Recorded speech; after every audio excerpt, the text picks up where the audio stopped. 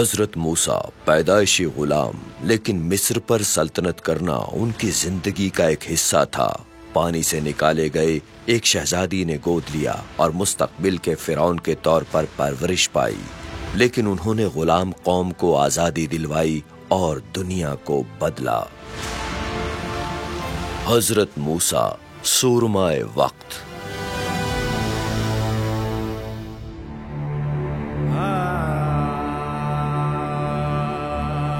ایک مفرور جس کے پاس کپڑوں کے سوا کچھ نہیں ہے۔ حضرت موسیٰ شدید مصیبت میں تھے۔ مصر کے شہزادے نے اب خود کو بے گھر اور غریب پایا۔ یہ اصل معنی میں حضرت موسیٰ کے لیے کافی مشکل دور تھا۔ جیسے ہی وہ مصر میں ٹھوکر کھاتے تھے، ہر موڑ پر نڈھال کرنے والی تھکاوٹ جس نے انہیں نہ صرف ان کے سوتیلے نانا سے الگ کر دیا جو ان کا شکار کرنا چاہتے تھے، بلکہ ان سے بھی جن سے وہ پیار کرتے تھے، ان کی اپنی قوم یعنی عبرانی۔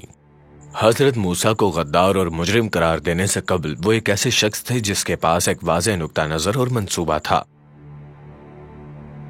انہوں نے اپنے لوگوں کے ظلم اور غلامی کو دیکھا اور ان کے مصائب کو کم کرنے کے لیے کچھ کرنا چاہا، لیکن ان کے منصوبے مکمل نہ ہوئے اور انہوں نے خود کو بیابان میں بغیر کسی منصوبہ بندی کے پایا۔ وہ کہاں جا سکتے تھے؟ کیا کر سکتے تھے؟ مصری شاہی خاندان کے رکن کی حیثیت سے اپنے مقصد اور شناخت کے احساس سے محروم ہو کر حضرت موسیٰ کے پاس صرف ایک چیز باقی رہ گئی تھی، اور وہ یہ تھی کہ وہ نسل ابراہیمی سے تھے اور حضرت ابراہیم کے خدا تعالیٰ کو مانتے تھے۔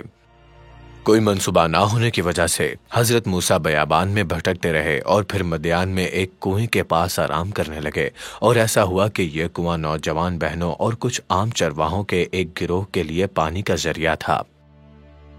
چرواہے غنڈوں کا ایک گروہ تھے جو نوجوان عورتوں کا پیچھا کرنے اور انہیں اپنے جانوروں کو پانی دینے کے لیے کنویں تک رسائی سے منع کرنے کا ارادہ رکھتے تھے۔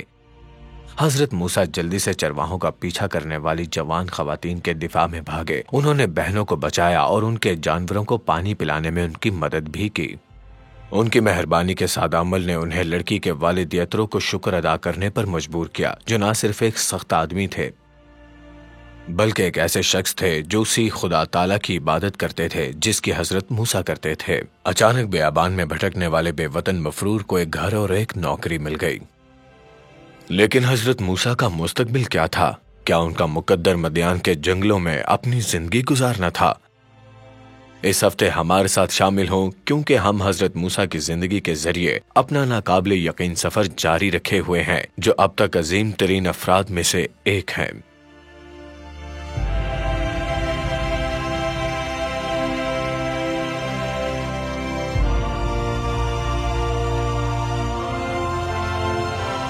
حضرت موسیٰ خروج حصہ دوم۔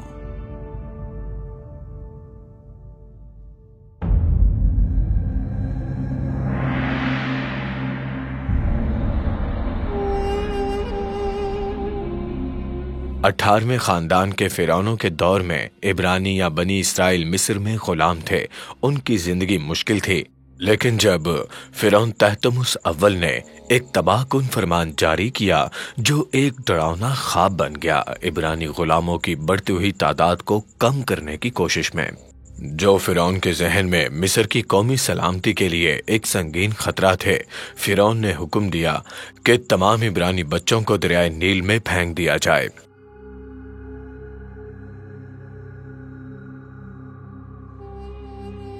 فرعون کے حکم کی وضاحت کرتے ہوئے ایک عبرانی غلام بی بی یوکبد، جس نے حال ہی میں ایک بچے کو جنم دیا تھا، اس نے بانس کی ٹوکری تیار کی، اسے پانی سے پاک بنانے کے لیے کپڑے سے ڈھانپ دیا اور اپنے بچے کو دریائے نیل کے کنارے بیلوں میں چھپا دیا۔ اس بچے کو فرعون تحتمس اول کی بیٹی ہتشپسٹ نے دریافت کیا، جس نے صورتحال کو بہت اچھے سے سمجھا۔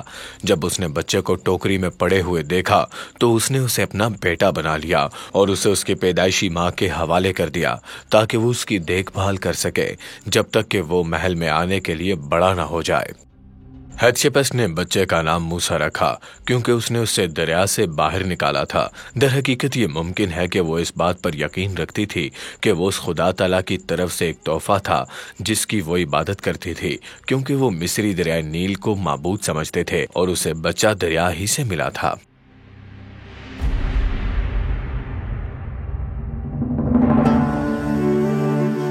हजरत मूसा कदीम दुनिया की सबसे ताकतवर सल्तनतों में से एक की अजमत और दौलत से घिरे हुए थे।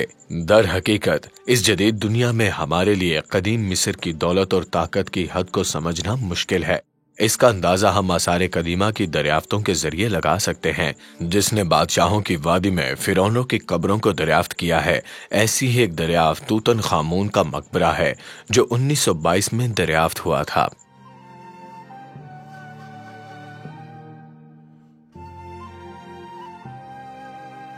तूतन खामून अखनातिन का बेटा था और 18वें खानदान के बादशाहों में से एक था। इसका मकबरा बादशाहों की वादी में दरियाफ्त होने वाले चंद अहम तौर पर महफूज मकबरों में से एक था और हजारों कीमती नवादरात से भरा हुआ था। मकबरा दफनशुदा खजाने का एक हकीकी जखीरा था।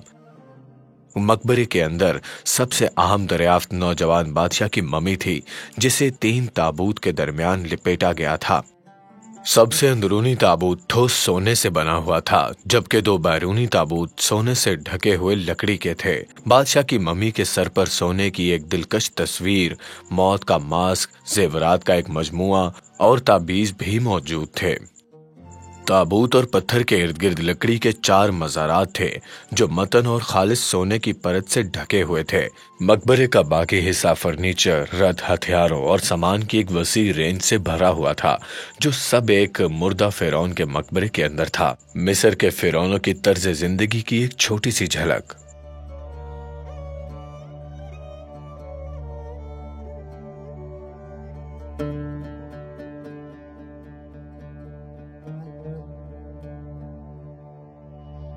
आसारे कदीमा के माहिरीन ने यह भी दरियाफ्त किया है कि हजरत मूसा की गोद ली हुई शाही माँ हेत्शेपस्ट के साथ शरीक हाकिम था।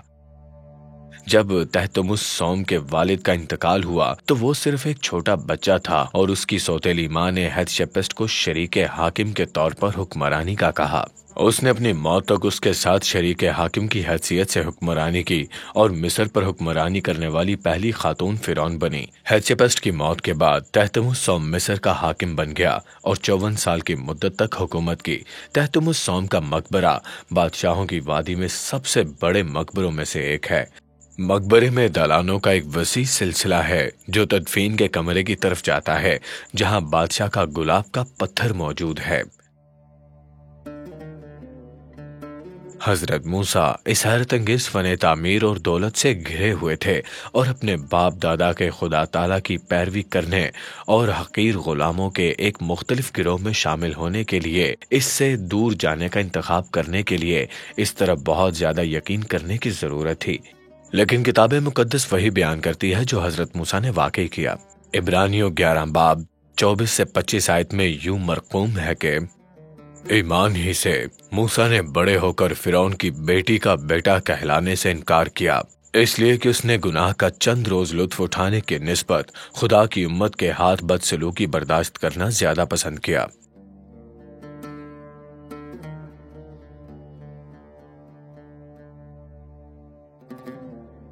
हजरत मूसा अपने बाप दादा के पोशीदा खुदा ताला पर ईमान रखते थे, जिसने उन्हें एक मुख्तलिफ रास्ता मुंतखब करने पर मजबूर किया।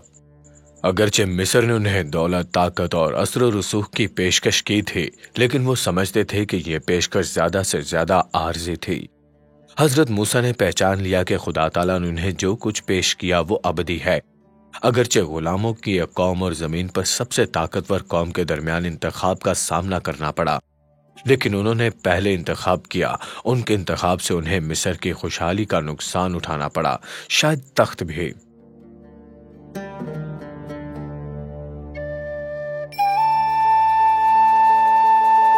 मिस्र के शाही महल्लात को पीछे छोड़कर हजरत मूसा ने यत्रो के खानदान में अपने लिए एक नई खाना बदोशी जिंदगी का आगाज किया। वो खैमों में रहने वाले चरवाहे बन गए और खलील जुकबा के करीब दुश्वार गुजार पहाड़ी इलाके में भेड़ बकरियों की देखभाल करते थे। मदयान में हजरत मूसा ने अपने सखी मुनहीर और मालिक की बेटी सफूरा से शादी की और उनके 2 बेटे हुए। मदयान में उनकी जिंदगी मिस्र में गुजारी गई जिंदगी से बहुत अच्छी थी। मदयान में ही हजरत मूसा ने खुदा ताला की हिदायत के तहत किताब मुकद्दस की पहली 5 किताबें यानी तौरात शरीफ को कलम बंद करना शुरू किया। बयाबान में हजरत मूसा के वक्त को किसी बड़ी चीज की राह में एक तकलीफ दे मुदाखलत के सिवा कुछ नहीं कहना आसान होगा। बहरहाल हजरत मूसा को बयाबान में अपना वक्त गुजारने के लिए नहीं जाना जाता है, बल्कि वो इसराइल को आजाद कराने और उनकी रहनुमाई करने के लिए जाने जाते हैं। लेकिन हकीकत ये है कि बयाबान में हजरत मूसा के वक्त ने उन्हें इस तरह का रहनुमा बनाया जिसकी उन्हें जरूरत थी, ताकि गुलामों को एक गिरोह को गुलामी से निकालकर उस सरजमीन पर ले जाया जा सके जिसका खुदा ताला ने उनसे वादा किया था। बयाबान में भेड़ों की देखभाल करते हुए हजरत मूसा ने सब्र और नरमी के कीमती असबाक सीखे। इन खुसूसियात ने उन्हें सब्र और दानिशमंद रहनुमा बनाने में मदद दी, जिससे उन्हें इसराइल को मुतअद्दिद बहरानों से निकालने में मदद फराहम की। लेकिन बयाबान में वक्त ने उन्हें रूहानी तौर पर तरक्की करने में मदद भी की। मदयान की मर्जी से खुदा ताला के साथ राब्ता कायम किया। हजरत मूसा ने खुदा ताला की मदद पर भरोसा करने का अहम सबक सीखा।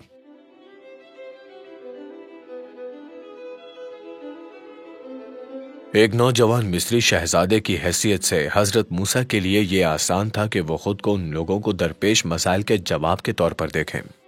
एक ऐसे शख्स के तौर पर जो पछतावे और अपनी माजी की गलतियों से भाग रहे थे, हजरत मूसा ने खुदा ताला की रहमत और फजल के बारे में सीखा। बाज़ औक़ात हमें अपनी जिंदगी में बयाबान जैसे लम्हात का सामना करना पड़ता है। ऐसे औकात जब हमारी जिंदगियां बंजर और बेसमत लगती हैं, जब ऐसा लगता है कि जिंदगी बेमायनी और मकसद खो चुके हैं, जब कुछ भी समझ में नहीं आता है या सही नहीं लगता। लेकिन हकीकत ये है कि जब हम खुदा ताला को अपनी जिंदगियां दे देते हैं तो हमारे सख्त तजर्बात भी हमारी भलाई में हमारे काम आते हैं। रोमी 8:28 आयत में हजरत पौलुस ने यूं फरमाया, और हमको मालूम है कि सब चीजें मिलकर खुदा से मोहब्बत रखने वालों के लिए भलाई पैदा करती हैं, यानी उनके लिए जो खुदा के इरादे के मुवाफिक बुलाए गए। किताब मुकद्दस वादा करती है कि तमाम चीजें हमारी भलाई के लिए काम करती हैं, ना सिर्फ इन लम्हात के लिए जो हम जश्न मनाते हैं, बल्कि वो लम्हात भी जो सबसे ज्यादा दर्द और मायूसी पैदा करते हैं। अपनी जिंदगी खुदा ताला के हाथ में देना इस बात की जमानत देता है कि आपका कोई दर्द जाया नहीं होगा, क्योंकि जिंदगी की आजमाइशों में भी उम्मीद होती है जब हम अपनी जिंदगी खुदा ताला के हाथों में दे देते हैं। लेकिन हजरत मूसा का बयाबान में वक्त हमेशा के लिए नहीं रहा। बयाबान में 40 बरस रहने के बाद खुदा ताला ने उन्हें वहां से बाहर निकाला और उन्हें एक खास मकसद दिया, एक ऐसा मकसद जो उसके और उसके लोगों दोनों के लिए एक असल विजन की अक्कासी करता था। यह 1000 दूसरे लोगों की तरह एक दिन था जो सवेरे जागते थे और भेड़ों का पीछा करते थे। लेकिन उस दिन अपनी भेड़ों का पीछा करते हुए मूसा को एक ऐसी चीज का सामना करना पड़ा जिसने उसे अपने रास्ते पर रोक दिया। बयाबान के पथरीले इलाके में सफर करते हुए हजरत मूसा एक ऐसे मकाम पर पहुंचे जिसने उनकी तवज्जो मबजूल की और उनकी नब्ज तेज हो गई। उन्होंने एक जलती झाड़ी को देखा, लेकिन उसकी शदीद गर्मी से मुतासिर नहीं हुए। हजरत मूसा अपनी भेड़ों के रेवड़ के बारे में सब कुछ भूलकर तजस्सुस और बेईमान नजरों से देखने के लिए रुक गए कि एक झाड़ी को आग के शोलों में इतनी गहराई से कैसे लपेटा जा सकता है और फिर उसका जलना और राख ना बनना कैसे हो सकता है। जब वो इस मकाम पर हैरान ज़दा हुए तो उन्हें एक आवाज सुनाई दी। खुदा ताला की आवाज इस झाड़ी में से कलाम कर रही थी। पहले तो हजरत मूसा ने सिर्फ इतना सुना कि उनका नाम लिया जा रहा है, जिस पर उन्होंने जवाब दिया कि मैं हाजिर हूँ। और फिर खुदा ताला ने फरमाया, इधर पास मत आ, अपने पाँव से जूता उतार, क्योंकि जिस जगह तू खड़ा है वो मुकद्दस जमीन है। मैं तेरे बाप का खुदा यानी इब्राहिम का खुदा और इसहाक का खुदा और याकूब का खुदा हूं। हैरत ज़दा हजरत मूसा ने सुना और कहा, मैं अपने लोगों की तकलीफ जो मिस्र में है खूब देखी और उनकी फरियाद जो बेकार लेने वालों के सबब से है सुनी, और मैं उनके दुखों को जानता हूँ और मैं उतरा हूं कि उनको मिस्रियों के हाथों से छुड़ाऊं। सो अब आ, मैं तुझे फिरौन के पास भेजता हूं। जब हजरत मूसा ने ये अल्फाज सुने, दहशत हैरत में बदल गई। मैं कौन हूं जो फिरौन के पास जाऊं और बनी इसराइल को मिस्र से निकाल लाऊं? उन्होंने इस अजीम मकसद से पीछे हटते हुए पूछा।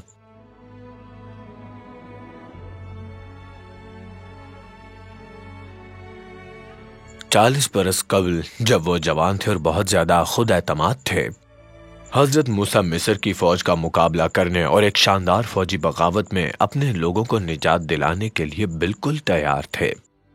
उम्र और तजर्बे ने उन्हें आजिज कर दिया था और उनके एतमाद को तकवीत बख्शी थी, लेकिन खुदा ताला अपनी मौजूदगी और हिमायत के ओहद पर कायम रहे और खुदा ताला ने हजरत मूसा के सामने मौजज़ात किए। पहले उन्होंने हजरत मूसा के असा को सांप और फिर दोबारा लकड़ी के एक बेजान असा में तब्दील कर दिया।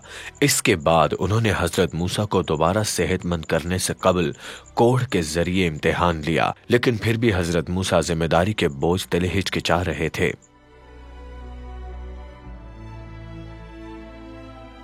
आखिरकार काफी हिचकिचाहट और उज्र पेश करने के बाद हजरत मूसा ने रजामंदी जाहिर की और खुदा ताला की कुव्वत और कुदरत पर मुकम्मल भरोसा किया कि वो उन्हें इब्रानियों को आने वाले चैलेंजेस से नबुर्द आजमा करेंगे। मिस्र जाते हुए खुदा ताला ने उनके भाई हजरत हारून को बियाबान में उनसे मिलने के लिए भेजा। हजरत मूसा फिरौन के सामने बात करने से डरते थे और बस खुदा ताला ने हजरत हारून को अपना तर्जमान बनाने पर रजामंदी दे दी थी।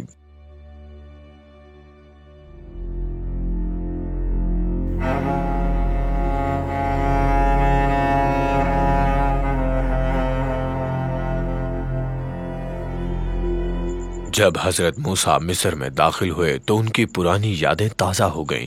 उन्होंने बहुत कुछ तस्लीम किया होगा, लेकिन बहुत कुछ ऐसा भी होगा जो बदल गया था। तो हजरत मूसा के बियाबान में 40 बरस रहने के बाद मिस्र में क्या हुआ था?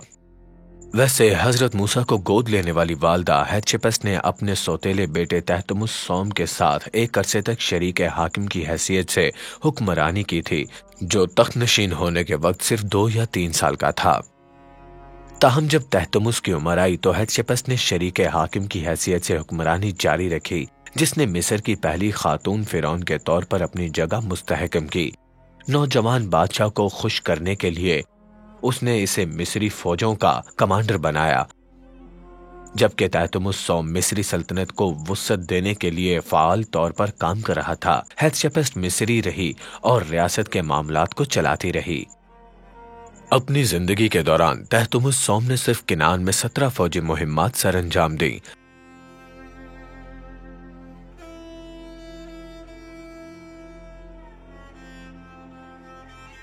अब तहतमुस सौम की किनान के बारे में मुतअद्दिद मुहिम्मात के बारे में एक अमली नुक्ता नजरिया ये है कि वो शायद किसी ऐसे शख्स की तलाश कर रहे थे जिसे वो जानता था। क्या तहतमुस सौम मफरूज शहजादे हजरत मूसा की तलाश में था? ये यकीनी तौर पर गौर करने के लिए एक दिलचस्प ख्याल है, लेकिन जो भी हालात हों, तहतमुस सौम केनान और आसपास के इलाकों से वाकिफ था। जब हजरत मूसा बनी इसराइल को खुदा ताला की हिदायत के तहत छुड़ाने के लिए मिस्र वापस आए तो उनकी सौतेली वालदा हेतशेपस फौत हो चुकी थी और तहतमुस सौम फिरौन थे। तहतमुस सौम ने 1450 से 1504 कबल मसीह तक हुक्मरानी की और उलमा के जरिए वसी पैमाने पर एक फौजी इंसान समझा जाता था, क्योंकि उसने हेतशेपस के साथ अपनी हुक्मरानी के वक्त के दौरान फौजी मुहिम्मात में हिस्सा लिया था।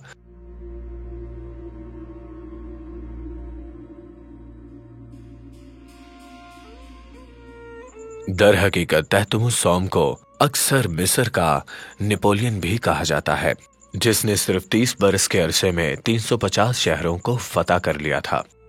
तहतमुस सौम ने ज्यादातर फौजी कारनामे बाशमुल किनान में उनके मुहिम्मात करनाक की इबादतगाहों की दीवारों पर दर्ज हैं।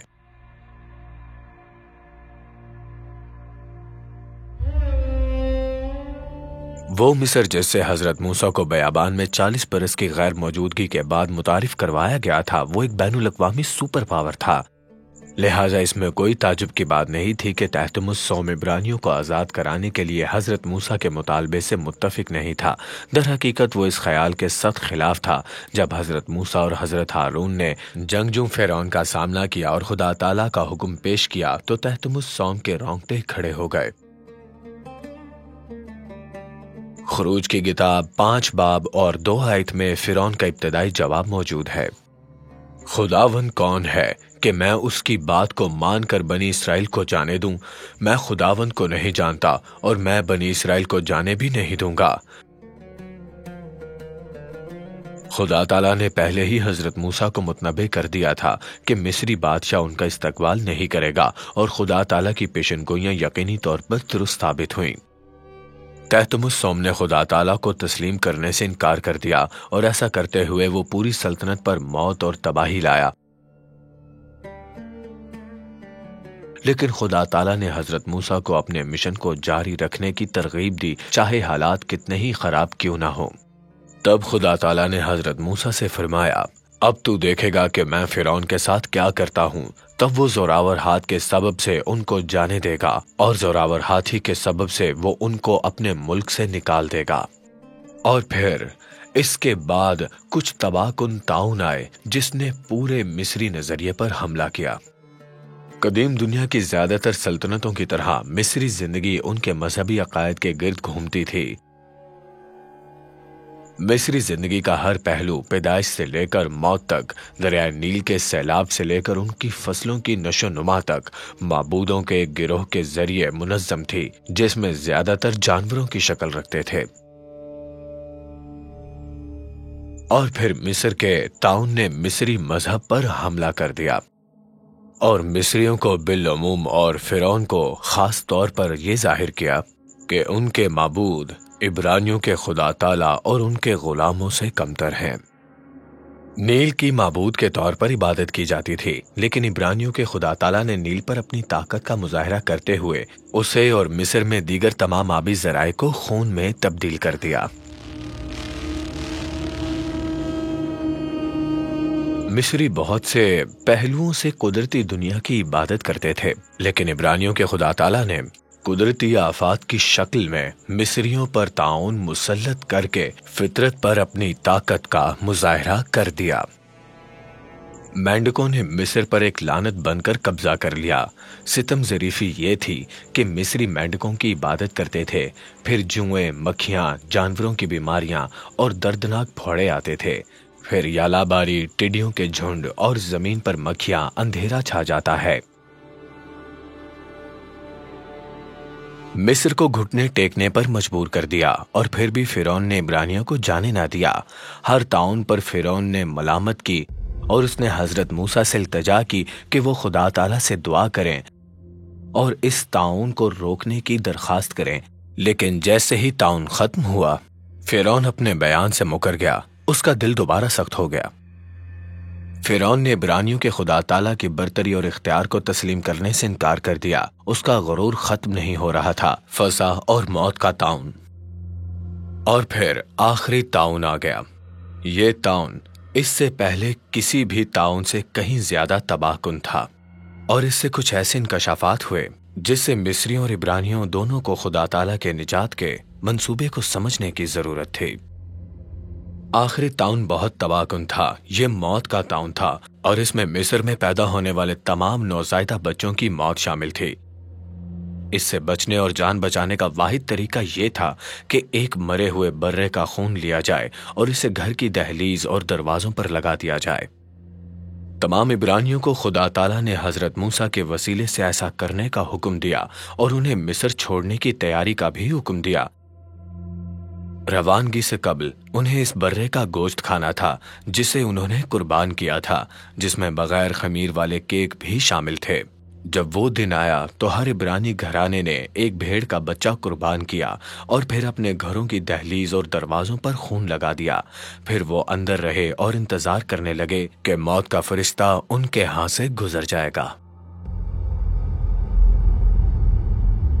اور پھر یہیں مصر میں فسح کا پہلا تہوار منایا گیا، جس رات موت کے فرشتے نے مصر کا دورہ کیا تھا۔ خروج کی کتاب 12 باب 29 آیت میں اس رات جو کچھ ہوا اس کو ان الفاظ میں بیان کیا گیا ہے۔ اور آدھی رات کو خداوند نے ملک مصر کے سب پہلوٹوں کو ہلاک کر دیا۔ پورے مصر میں غم، دل دہلا دینے والی چیخیں گونج رہی تھیں۔ لیکن جشن کی سرزمین میں برے کے خون کی حفاظت میں کوئی بھی پہلوٹا ہلاک نہ ہوا، یہ ایک سادہ طاقتور سبق ہے۔ پہلی فسح کے برے جناب مسیحا اور صلیب پر ہمارے لیے اپنی قربانی کی نمائندگی کرتے ہیں۔ اس پہلے فسح کے دن برے کے خون کی وجہ سے بے شمار زندگیاں بچائی گئیں۔ جناب مسیح کے خون کی وجہ سے بھی بے شمار لوگوں کو نجات اور ابدیت کی امید ہو سکتی ہے۔ جشن میں اس خوفناک رات کو عبرانیوں کو موت کے فرشتے سے بچنے کے لیے خدا تعالیٰ پر ایمان رکھنا ضروری تھا۔ ان کے ایمان نے عمل کو جنم دیا اور عمل پر ان کے ایمان نے مل کر ان کی اور ان کے بچوں کی زندگیاں بچائیں۔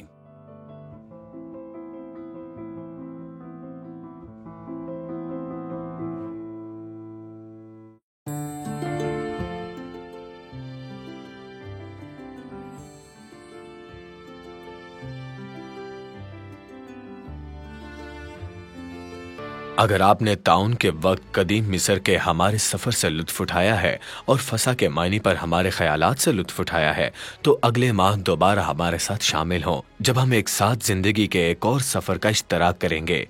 اس وقت تک آئیے کتاب مقدس کے قادر مطلق خدا تعالیٰ سے دعا گو اور خود اور اپنے گھرانے کے لیے ان سے برکت مانگیں۔ پیارے آسمانی باپ، ہم آپ کی محبت، رہنمائی اور آپ کی حفاظت پر آپ کی شکر گزاری کرتے ہیں۔ ہم جناب مسیح کے لیے آپ کی شکر گزاری کرتے ہیں، ہمارے فسح کے برے جن کے ذریعے ہمیں نجات اور ابدی زندگی حاصل ہوئی۔ اے خدا تعالیٰ، ہمیں اور ہمارے اہل خانہ کو برکت عطا فرمائے۔ ہم جناب مسیح کے نام میں مانگتے ہیں، آمین۔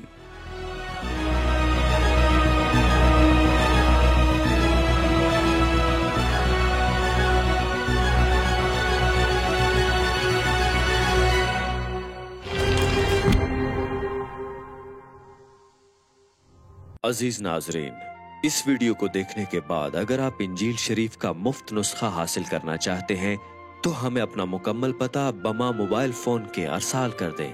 ہم پوری کوشش کریں گے کہ آپ تک انجیل شریف کا مفت نسخہ